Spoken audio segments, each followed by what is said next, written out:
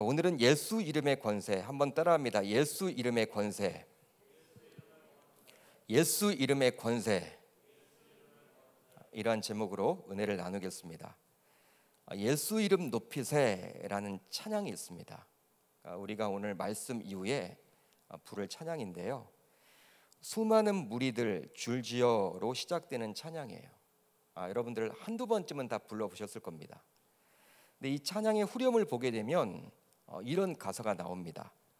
예수 이름 높이세, 능력의 그 이름. 예수 이름 높이세, 구원의 그 이름. 예수 이름을 부르는 자, 예수 이름을 믿는 자, 예수 이름 앞에 나오는 자, 복이 있도다.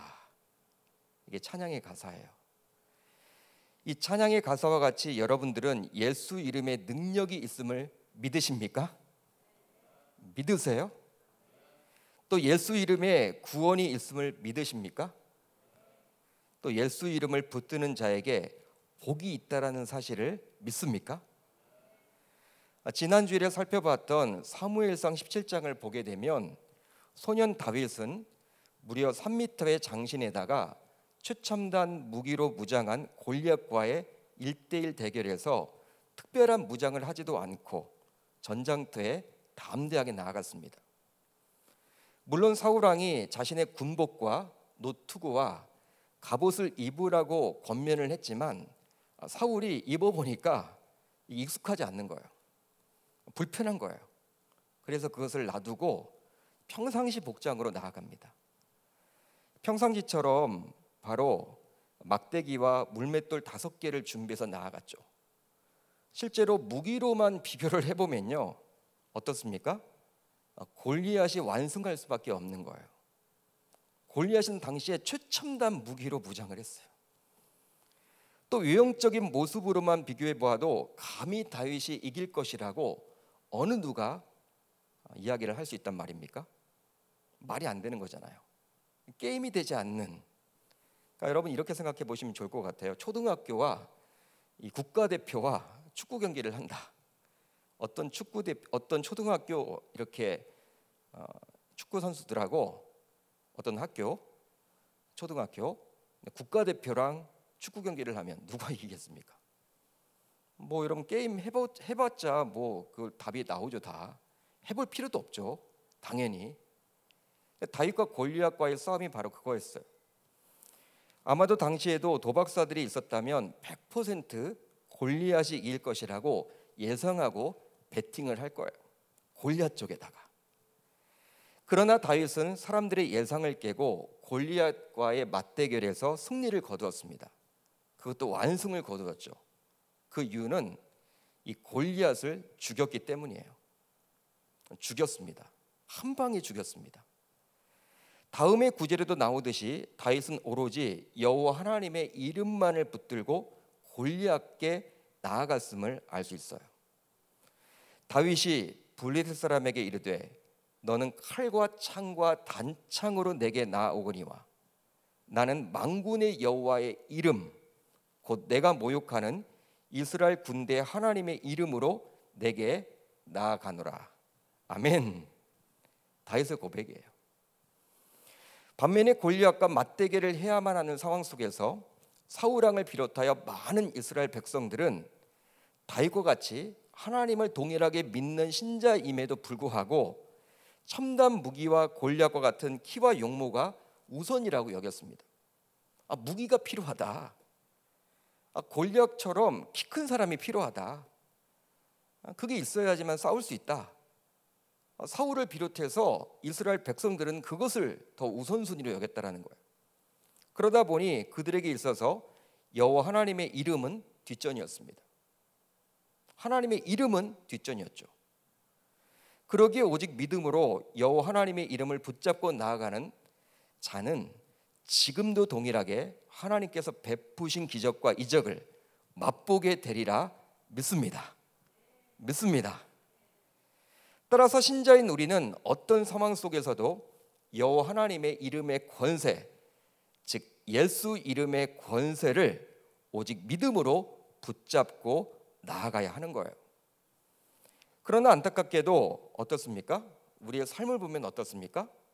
안타깝게도 예수를 믿고 신앙생활을 한다고 해도 마치 사울 왕과 이스라엘 백성들처럼 삶 속에서 예수의 이름 대신에 세상 사람들과 똑같은 것을 붙잡고 살아가는 경우가 얼마나 많은지 몰라요.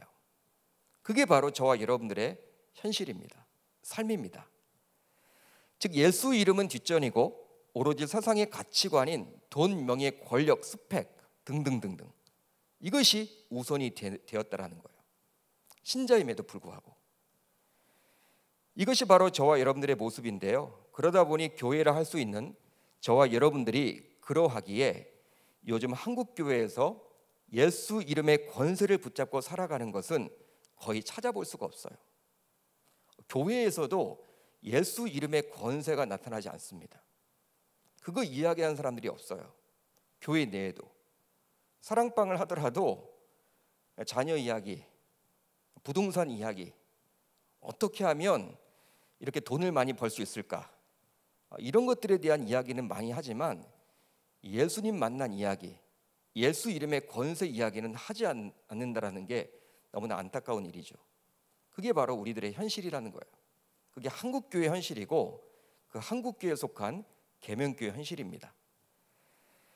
즉 오직 예수 그리스도의 이름의 권세를 우선적으로 붙들고 살아가는 신자가 희귀해졌다고 해야만 할까요?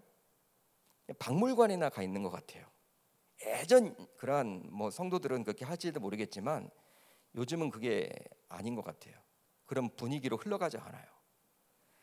그러나 오늘 본문 안으로 들어가 보면 오순절 성령이 임한 이후에 세워진 초대교회는 지금의 교회와는 완전히 달랐습니다. 유대인들은 하루에 3번씩 정한 시간에 맞추어 하나님께 기도하게 되었는데요. 경건한 유대인들은요 하루에 3번씩 기도합니다. 여러분 무슬림들은 하루에 몇 번씩 기도할까요? 무슬림들, 이슬람교를 믿는 무슬림들 5번 기도해요. 5번 정한 시간에. 대단하죠? 그러니까 우리가 보기에는 율법적이다라고 하지만 우리는 여러분 율법도 안 지키잖아요. 그러니까 대단한 거예요 여러분. 한마디로 쉽지 않은 일입니다. 하루에 5번을 기도한다? 쉽지 않아요. 하루에 3번을 유대인들은 기도를 했습니다. 그러기에 여러분 오늘 본문 1절을 보세요. 오늘 본문 1절을 보시면 오후 3시가 되자, 자 3장 1절을 보면 제9시 기도 시간에라고 시작을 하고 있죠. 이 9시는 바로 유대력이기 때문에 유대 시간으로는 9시면 지금 우리가 보는 시간으로는 오후 3시를 말하는 거예요. 오후 3시가 되자 예수의 제자였던 베드로와 요한이 예루살렘 성전으로 기도하기 위해서 올라가게 되었어요. 그런데요 나면서부터 걷지 못했던 이가 성전에 들어가는 사람들에게 구걸하기 위해서 매일 성전 문 밖에서 머물고 있었습니다. 성전 문 밖에서 구걸을 하고 있었다는 거예요. 즉 요즘 잘 사용하지는 않는 용어지만 선천적인 안진뱅이가 그곳에 있었던 것이죠. 여러분 안진뱅이라는 용어 요즘에 잘 쓰지 않죠. 아무튼 나면서부터 걷지 못한 자, 선천적인 안진뱅이가 지금 성전 문 밖에서 구걸하고 있었다는 거예요. 그렇다면 이 사람의 직업은 뭘까요? 여러분 직업이 무엇입니까? 거지죠, 거지. 그리고 거지로서 어떤 일을 했습니까? 구걸했습니다. 매일매일 구걸했어요. 따라서 어느 누구보다도 비참한 인생이라고 감히 말할 수 있겠죠. 여러분 한 푼 줍쇼 하는 게 여러분 그 좋은 일은 아니잖아요. 그게 여러분 행복한 일은 아니잖아요.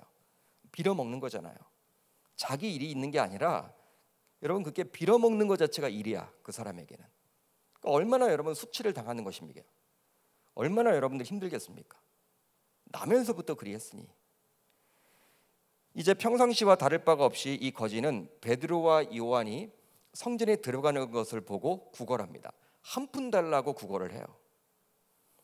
아마도 성전 문 밖에서 구걸을 하는 이유는 그래도 유대인들 사이에서 기도하기 전에 선행을 베풀게 되면 응답을 빠르게 받지 않을까 하는 생각에 동전을 한두 입, 한 입, 두 입 이렇게 여러분 넣어주고 선행을 베풀고 기도하라고 하는 사람들이 은근히 많았던 것 같아요.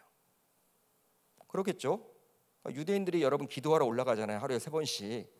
그때마다 여러분 이 수입이 여러분도 괜찮은 거예요. 그 자리가 여러분 명당인 거야. 한마디로. 다른 데 가서 여러분 그런 수입을 얻을 수가 없어. 유대인들의 입장에서는요, 기도하기 전에 그래도 내가 어떤 선행을 베풀었다, 하나님 앞에 이야기할 때 내가 그래도 거지 지나갈 때 한 입 두 입 이렇게 던져줬다, 여러분 그런 선행을 베풀었다는 것을 가지고 하나님께 나아가면 응답이 더 빠르지 않을까 하는 생각에 많은 유대인들이 거기에 동참했을 거예요. 그런데 다른 때와는 달리 구걸하는 이 거지와 베드로와 요한의 눈이 마주치게 되었습니다. 다른 때와는 달리. 그러자 베드로와 요한 가운데 성격이 급했던 베드로가 우선 나서게 되었죠. 자, 오늘 보면 6절로 7절을 볼까요? 이렇게 나와 있습니다. 제가 읽어드립니다. 베드로가 이르되 은과 금은 내게 없거니와 내게 있는 이것을 내게 주노니 나사렛 예수 그리스도의 이름으로 일어나 걸으라 하고 오른손을 잡아 일으키니. 아멘.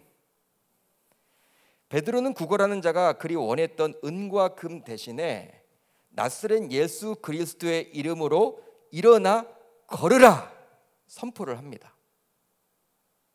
은과 금을 달라고 했는데 뜬금없이 나사렛 예수 그리스도의 이름으로 일어나 걸으라고 그런 이야기를 받게 된 거예요. 듣게 된 거예요. 그리고 구걸하는 자의 오른손을 잡아 일으키게 되었습니다. 돈을 달라고 했는데 지금 그런 상황이 벌어지게 된 거예요. 갑작스럽게. 그렇습니다. 오순절 성령을 받아 성령이 충만해진 베드로는 자신들이 만난 문제, 즉 나면서부터 걷지 못하게 된 이 사람을 회피하거나 이 사람에게서 도망치지 않습니다. 충분히 도망칠 수도 있겠죠. 멀리 여러분 돌아갈 수도 있겠죠. 한 푼 줍쇼 한 푼 줍쇼 하지만 모른 척하고 여러분 도망갈 수도 있겠죠. 여러분 길이 여러분들 그래도 꽤 넓을 텐데, 예? 여러분 눈 마주치지 않고 그냥 빨리 걸어가도 되잖아요. 그렇게 하지 않았다라는 거예요. 오히려 베드로는요, 문제를 해결하려고 몸부림을 쳤습니다. 눈을 마주치고 그리고 선포하고 이렇게 세웠다라는 거예요. 그것도 그 사람이 지금 원하는 문제가 아니라 그 사람의 근본적인 문제를 해결하고자 한 거죠. 여러분 뭘 달라고 했습니까? 그 은과 금을 달라고 했죠. 동전을 달라고 했죠. 돈을 달라고 했죠. 구걸을 지금 하고 있지 않습니까? 근데 그게 아니라 그 사람의 근본적인 문제를 해결하고자 한 거예요. 베드로는 바로 태어날 때부터 지금까지 오랫동안 앉아서 지내야만 했던 이 사람의 근원적인 문제를 해결하고자 했던 것이죠. 결국 이런 마음은 하나님께서 주신 마음으로 볼 수 있습니다. 다른 누군가가 주신 마음이 아니라 오직 하나님께서 주신 마음이라는 거예요. 그러기에 많은 사람들 앞에서 담대하게 그 구걸하는 자의 오른손을 잡아서 일으킬 수가 있었던 것이죠. 하나님이 주신 마음이 아니면요 그렇게 못해요. 창피하죠. 할 수가 없죠 여러분. 하나님이 주신 마음이 아니라면. 여러분 베드로가 그런 행동까지 했는데 만약 어떤 일이 전혀 일어나지 않았다, 예수님 선포를 하고 나사렛 예수 그리스도의 이름으로 일어나 걸으라 했고 오른손으로 잡아 일으켰는데 그냥 뭐 전혀 일이 벌어지지 않았어. 일어나지 않았어. 여러분 그렇게 된다면요 유대 공동체에서 베드로는 앞으로 얼굴을 들고 다니지 못해. 한마디로 쪽팔린 거예요. 쪽팔린 거예요 여러분. 어떻게 얼굴을 들고 다닙니까? 뭐 예수의 제자? 수제자? 사람들이 여러분 다 수근수근 할 거 아니에요. 뭐 하는 사람인지 모르겠다고, 능력도 없다고, 쇼한다고. 여러분 궁시렁궁시렁 할 거 아니에요. 베드로 갈 때마다. 여러분 얼마나 소문이 빠르게 돌겠습니까? 예? 거지 그렇게 했다가 뭐 하다가 지금 완전히 이상하게 됐다고. 여러분 유대 사회는요 이 체면이 중요한 사회예요. 우리나라보다도 더해요. 더하면 체면이 중요합니다. 체면이 중요한 사회인데 여러분 이것을 베드로 몰랐을까요? 충분히 알았겠죠. 그러니까 여러분 이걸 해야 될까 말아야 될까 고민했겠습니까?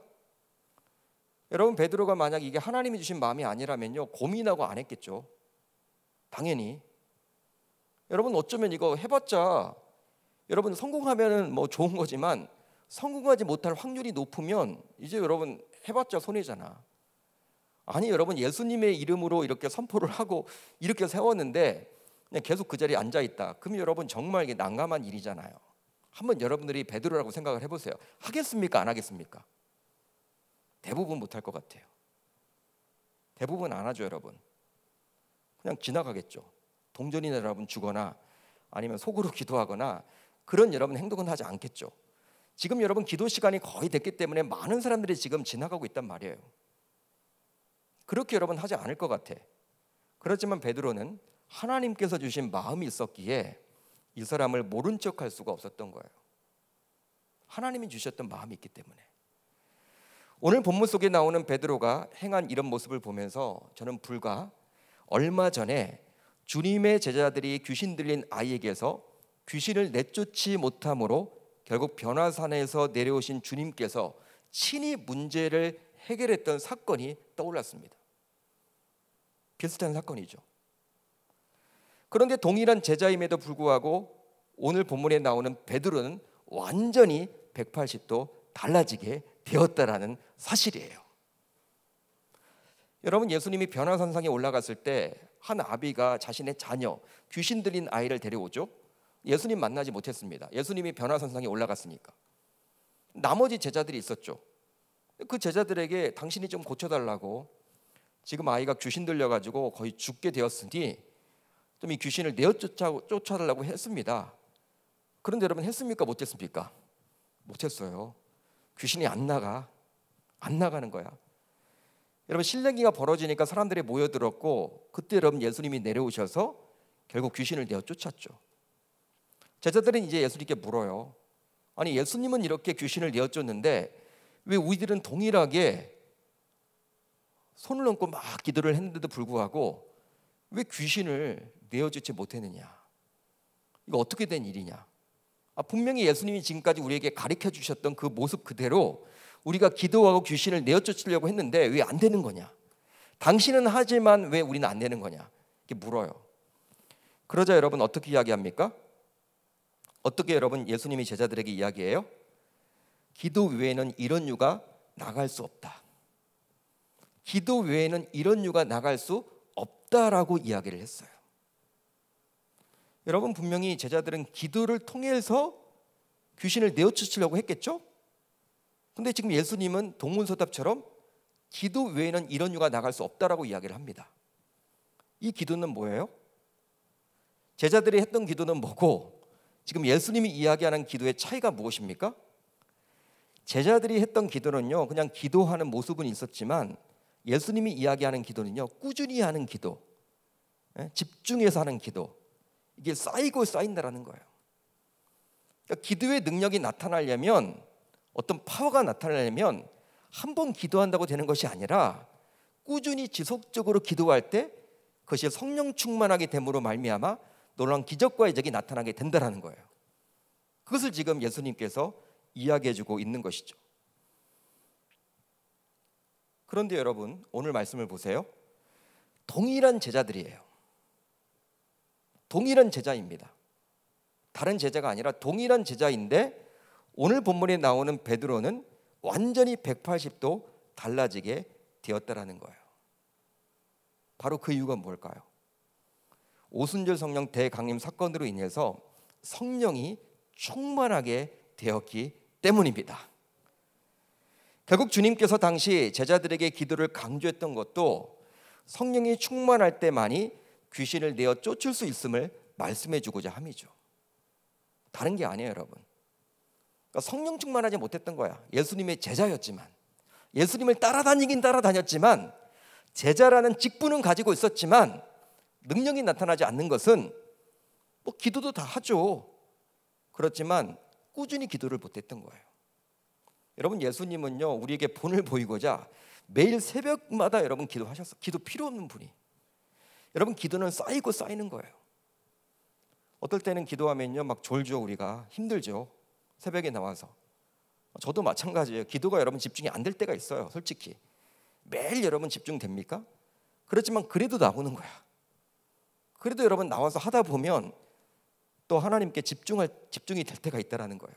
이게 쌓이면 훈련이 되어서 이게 능력이 나타나는 것이지, 예수님의 제자들도 여러분 분명히 기도로 귀신을 내어 쫓았을 거란 말이에요.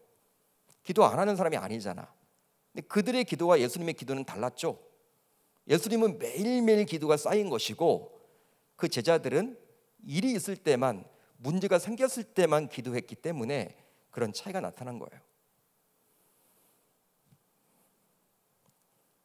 결국 주님께서 당시 제자들에게 기도를 강조했던 거 제가 말씀드렸죠. 성령이 충만할 때만이 귀신을 내어 쫓을 수 있음을 말씀해 주고자 함이었습니다. 그러게 결국 얼마나 꾸준히 기도 생활을 하느냐에 따라서 동일한 신자임에도 불구하고 완전히 180도 다른 모습을 보일 수도 있음을 알 수 있는 것이죠.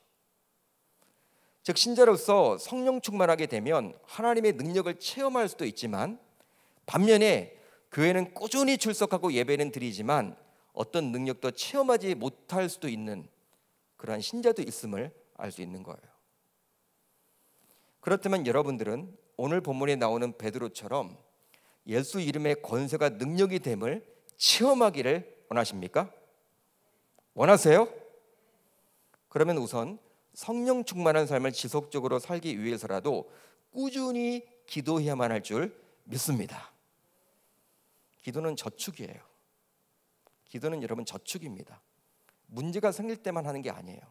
문제가 없을 때부터 계속 쌓아놓는 거예요. 기도는. 여러분 예전에 우리들의 어머님 세대들 어떻습니까? 기도하셨죠. 틈나면 기도하셨죠. 그때는 지금보다도 뭐 오락거리도 많이 없고 솔직히 뭐 지금보다는 덜 바빴을 거 아니에요. 그럼에도 불구하고 쉽지 않을 텐데도 불구하고 우리 어머님들 세대를 보게 되면 얼마나 기도를 많이 했습니까? 그러면서 하는 말이 무엇이에요? 자녀들을 위해서 기도했다라는 거예요. 그 자녀들. 그런 어머님들의 여러분 아버님들의 기도가 쌓여서 지금 우리들이 있는 거잖아요. 우리들이 기도하지 않으면 우리 자녀들은 누가 여러분들 기도해 주냐는 거예요.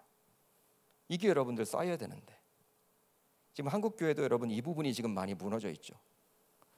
여러분 지금 2021년도를 살고 있는데 지금 여러분 이렇게 이 정도 되는 것은 예전에 여러분 그렇게 70년대 80년대 교회를 여러분 세우고 그렇게 기도했던 어른들의 수고와 노고 덕분에 우리가 지금 이렇게 버티고 있는 것 아닙니까? 우리가 여러분 기도하지 않으면 다음 세대 아이들 어떻게 여러분 기도하겠냐는 거예요. 우리가 하지 않으면 교회 미래가 밝겠습니까? 어떻게 되겠습니까? 여러분 한번 마가의 다락방에 임하신 오순절 성령 대강림 사건을 떠올려 보세요. 한번 여러분 이 사도행전 1장으로부터 2장을 쭉 읽어보세요. 120명의 주의 문도들은 승천하기 전에 주님께서 하셨던 말씀이 있었습니다. 무엇이었냐면 예수님께서 어떤 말씀을 하셨냐면 예루살렘을 떠나지 말고 하나님께서 약속하신 것을 기다리라, 이런 말을 하셨거든요. 이 말씀에 순종해서 함께 모여서 합심으로 기도하는 가운데 성령의 불을 받게 된 거예요. 따라서 성령이 충만하려면 말씀을 붙잡고 기도하는 방법밖에 없습니다. 여러분 오순절 성령 받을 때 기도하는 가운데 성령이 임했잖아요. 어떤 기도를 했어요? 주님께서 주신 그 말씀 붙잡고 예루살렘을 떠나지 말고 하나님께서 선물로 주신다고 했으니까 그걸 붙잡고 기도해라. 여러분 그거 붙잡고 기도한 거잖아요. 한마디로 기도 외에 다른 방법으로는 결단코 성령 충만할 수 없습니다. 그러기에 항상 성령 충만함으로 삶 속에서 매일매일 주님께서 부어주시는 능력으로 살아가기를 원한다면 말씀을 붙잡고 꾸준히 기도하는 수밖에 없는 거예요. 믿으시면 아멘. 믿으시면 아멘. 진짜 이 방법밖에 없어요. 다른 방법 있으면 그거 해보세요. 근데 안 돼요. 성경적인 원리는요, 하나님께서 주신 말씀을 붙잡고 꾸준히 기도해 나가는 것, 그것이 바로 성령 충만한 삶이라는 거예요. 따라서 금요성령 집회에 참여한 모든 주의 권속들 모두 말씀을 붙잡고 지속적으로 기도함으로 오늘 말씀에 나온 베드로처럼 놀라운 기적을 맛볼 수 있기를 바랍니다. 다시 이제 오늘 말씀 안으로 돌아와 보면 베드로가 예수 이름의 권세로 구걸하는 자의 오른손을 잡아 일으키니 구걸하는 자의 발과 발목에 힘이 들어가서 뛰어서서 걸으며 베드로와 요한과 함께 성전으로 들어가게 되었습니다. 그리고 하나님을 찬송하게 되었죠. 실제로 한번 곰곰이 생각을 해보세요.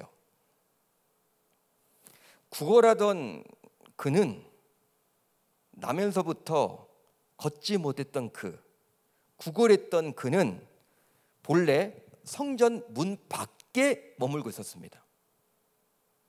성전 문 밖에서 구걸하고 있었어요. 성전에 들어가 본 적이 없어. 왜? 나면서부터 안진뱅이였기 때문에. 이것은 바로 당시 유대교의 한계라 볼 수 있는 거예요. 유대교의 한계다. 여러분 잘 들어보십시오. 하루에도 3번씩 수많은 사람들이 기도하기 위해서 예루살렘 성전에 올라갔지만 그에게 은과 금은 막 던져줘. 자기네들 복 받으려고, 기도 응답 받으려고. 얼마나 사람들이 많이 지나갔겠어요. 예루살렘 성전 하루에 3번씩 기도하니까. 여러분, 은과 금은 던져 주었지만 그의 영혼에 관심을 기울인 자는 아무도 없었다는 거예요.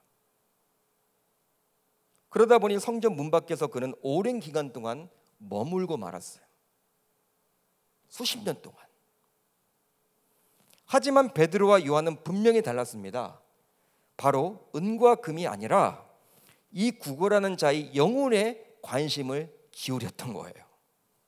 한 영혼. 그리했기에 이 구걸하는 자로 하여금 성전에 들어가도록 하기 위해서 예수 이름의 권세로 그의 본질적인 문제를 해결해 주었습니다. 그 결과 이 구걸하는 자는 성전에 들어가서 하나님을 찬송하게 되었죠. 할렐루야, 할렐루야. 여러분, 이것이 바로 예수 그리스도를 믿는 기독교라 할 수 있어요. 유대교와 기독교의 차이점이 여기 있는 거예요. 본래 구약 성경에 나오는 이스라엘 백성들은 주신 율법의 가르침에 따라 여호와 하나님을 믿고 섬겼습니다. 그렇죠? 그런데 어느 순간부터 율법주의가 태동하게 되었고 결과적으로 하나님께서 본래 원하셨던 것과는 다른 유대교로 변질이 된 거예요. 변질이 된 거예요. 여러분, 예수님과 하나님은 같은 분 아닙니까? 성부, 성자, 성령, 삼위일체 하나님. 여러분, 구약 따로 신약 따로가 있는 게 아니잖아요. 여러분, 창세 전부터 하나님 같이 계셨잖아요. 예? 우리의 형상을 따라서 인간을 진 거잖아요. 그 우리는 바로 성부, 성자, 성령 하나님, 삼위일체 하나님의 형상을 따라서 우리가 만들어진 거 아닙니까? 여러분, 그렇기 때문에 구약과 신약은 따로 있는 게 아니에요. 하나님이 본래 원했던 방식이 있었어. 그렇죠? 근데 어느 순간 인간이 여러분 이 율법을 막 그렇게 하면서 이제 율법주의가 되었고, 그러다 보니까요 이제 종교화되어서 유대교가 된 거예요. 유대교. 하나님이 원치 않았던 유대교로 흘러간 거예요. 왜 공생의 사역 내내 예수님께서는 바리새인, 서기관, 사두개인들을 그렇게 책망했을까요? 여러분 궁금하지 않으세요? 바로 그들이 하나님의 의도와는 달리 유대교를 만들었던 장본이기 때문에 그리 하는 거예요. 유대교를 그들이 만들었죠. 교리화시켰죠. 체계화시켰죠. 구약에 나와 있는 하나님의 의도와는 전혀 상관없는, 본래 하나님이 율법을 주셨던 그 의도와는 전혀 상관이 없이 자신들의 제멋대로 그냥 그렇게 만들어 버렸기 때문에 예수님께서는 이걸 참지 못했던 거예요. 여러분, 성전 문 밖에 머물던 구걸하는 자가 예수를 만남으로 성전 문 안으로 들어가게 된 이 사건은 그러기에 너무나도 중요한 사건임에 틀림이 없습니다. 바로 유대교가 아니라 그리스도교, 즉 기독교가 참 진리임을 만천하에 공식적으로 알린 사건이기 때문이죠. 결과적으로 구걸하던 자가 치유를 받게 되자 이제 다음과 같은 일이 일어나게 되었는데요. 모든 백성이 그 걷는 것과 하나님을 찬송함을 보고 그가 본래 성전 미문에 앉아 구걸하던 사람인 줄 알고 그에게 일어난 일로 인하여 심히 놀라게 여기며 놀라니라. 사람들의 반응이에요. 주변 사람들. 모든 백성들이 이 치유 사건을 통해서 복음에 관심을 갖게 되었습니다. 복음. 그래서 그들은 베드로와 요한을 붙잡게 되었고 그 결과 베드로는 그들에게 예수 그리스도를 전하게 되었죠. 그 내용이 바로 3장 11절 이하에 나와요. 그렇다면 이 설교의 요지는 뭘까요? 베드로가 여러분 3장 11절 이하에 설교를 하거든요. 사람들이 관심을 가지니까. 야, 이게 어떻게 된 일이야? 나면서부터 걷지 못했던 자가 성전에 들어와 있네. 하나님을 찬송하네. 뛰어다니네. 걸어다니네. 이게 어떻게 된 일이야? 누가 한 거야? 복음에 여러분 관심을 갖게 되니까 이제 베드로가 설교를 하죠. 그렇다면 그 설교의 핵심의 요지가 뭡니까? 바로 3장 16절이에요. 우리 한번 같이 읽어봅니다. 3장 16절 시작. 그 이름을 믿음으로 그 이름이 너희가 보고 아는 이 사람을 성하게 하였나니 예수로 말미암아 난 믿음이 너희 모든 사람 앞에서 이같이 완전히 낫게 하였느니라. 아멘. 그 예수의 이름을 믿음으로 그 예수의 이름이 너희가 보고 아는 이 사람을 치유하게 되었다. 이거예요. 한마디로 예수 이름의 권세라는 것입니다. 베드로는 오직 예수의 이름만으로 나면서부터 걷지 못했던 자가 걷고 뛰게 되었다라고 많은 사람들에게 선포를 했다라는 거예요. 예수님은 어떠한 분이냐면 진짜 능력자야, 권세자야. 그의 이름을 믿기만 하면 이런 기적이 일어나. 그분은 하나님이셔. 결과적으로 이런 베드로의 설교를 듣고 다음과 같은 놀라운 일이 벌어지게 됩니다. 말씀을 들은 사람 중에 믿는 자가 많으니 남자의 수가 약 5천이나 되었더라. 할렐루야. 할렐루야. 5천 명이 순식간에 믿게 된 거예요. 초대교회가 이렇게 부흥된 거예요. 한마디로. 그렇습니다. 예수 이름의 권세는 이처럼 놀라운 역사를 만드는 거예요. 결국 한 사람을 치유함으로 그 치유를 통해서 복음이 많은 사람들에게 흘러가게 되었죠. 그만큼 우리 주님의 관심은 바로 한 영혼임을 알 수 있습니다. 이제 말씀을 정리하겠습니다. 혹시 여러분들은 오늘 본문에 나오는 국어라는 자처럼 성전 문 안으로 들어오지 못하고 즉 하나님을 인격적으로 만나며 찬양하지 못하고 오로지 성전 문 밖에만 머물고 있지는 않으십니까? 성전 안에는 들어오지 못하고 성전 문 밖에 머물고 있지는 않으세요? 물론 예배는 드리고 봉사도 하고 헌금도 하고 교회에서 직분자로서 활동은 하면서도 불구하고 성전 안에는 들어오지 못하고 성전 뜰만 받고 가지는 않습니까? 마치 이사야서 1장에 나와 있듯이 성전 마당만 밟는 신자는 아닌가요? 그렇다면 이 밤 우리는 예수 이름의 권세를 우리 마음속에서 다시금 회복시켜야 할 줄로 믿습니다. 예수 이름의 권세, 예수 이름의 권세, 예수 이름의 권세 말입니다. 그 예수 이름의 권세를 다시금 회복함으로 구걸하던 자처럼 우리들도 당당히 성전 문 안으로 들어와서 여호와 하나님만을 칭송하고 높이며 찬양하는 멋진 주의 권속들이 다 되실 수 있기를 우리 주님의 이름으로 축원합니다. 축원합니다. 예수 이름의 권세를 날마다 드높이는 저와 여러분들이 다 되셨으면 좋겠어요. 지금도 코로나 상황이 돼도 예수 이름의 권세는 여전히 유효합니다. 박물관에만 갇혀 있는 예수 그리스도의 이름의 권세가 아니라 진짜 날마다 교회에서 예배당에서 넘쳐나는 우리 교회가 되었으면 좋겠습니다.